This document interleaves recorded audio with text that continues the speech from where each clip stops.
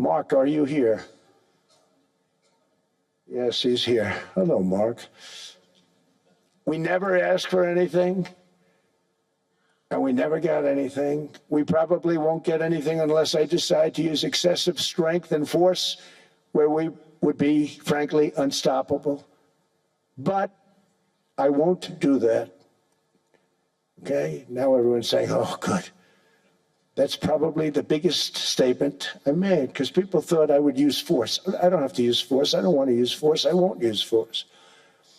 All the United States is asking for is a place called Greenland, where we already had it as a trustee, but respectfully returned it back to Denmark not long ago after we defeated the Germans, the Japanese, the Italians, and others in World War II. We gave it back to them.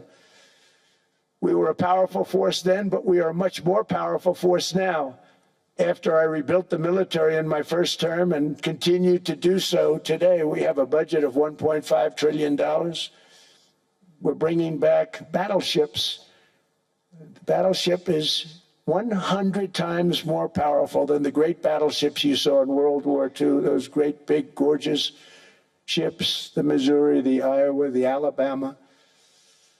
Because I thought maybe we could take them out of mothballs. They said, no, sir, these ships are 100, think of that, 100 times more powerful than those big, magnificent pieces of art that you saw so many times ago, that you still see on television. You say, wow, what a force. 100 times, each ship 100 times more powerful than the big battleships of the past. So that was the end of the mothball story.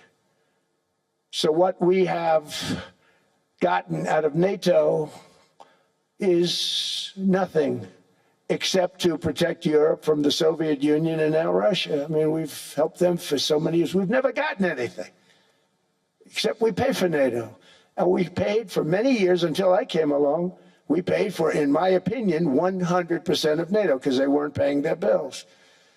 And all we're asking for is to get Greenland, including right title and ownership, because you need the ownership to defend it.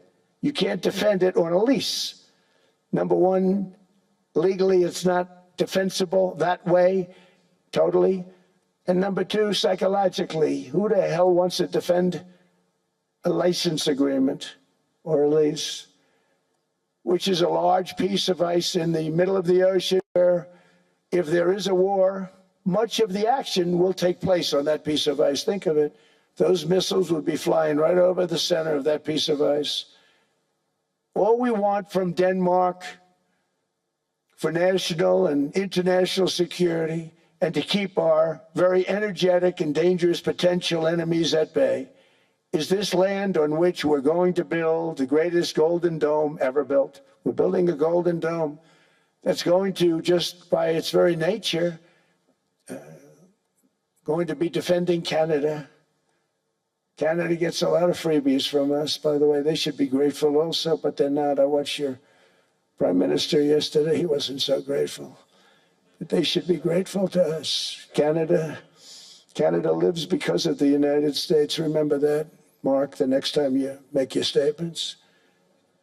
What we did for Israel was amazing, but that's nothing compared to what we have planned for the United States, Canada, and the rest of the world. We are going to build a dome like no other. We did it for Israel. And by the way, I told Bibi, stop taking credit for the dome.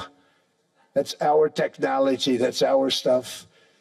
But they had a lot of courage, and they were good fighters, and they did a good job, and we wiped out the Iran nuclear threat like nobody can believe. Nobody's ever seen anything like it. That, Venezuela, taking down Soleimani, wiping out al-Baghdadi when he tried to reinstitute ISIS. We did a lot. I did a lot of big things, all perfectly executed. Everyone was perfectly executed. Somebody told me that, a military expert told me, sir, everything you've done has been perfectly executed. I said, I know.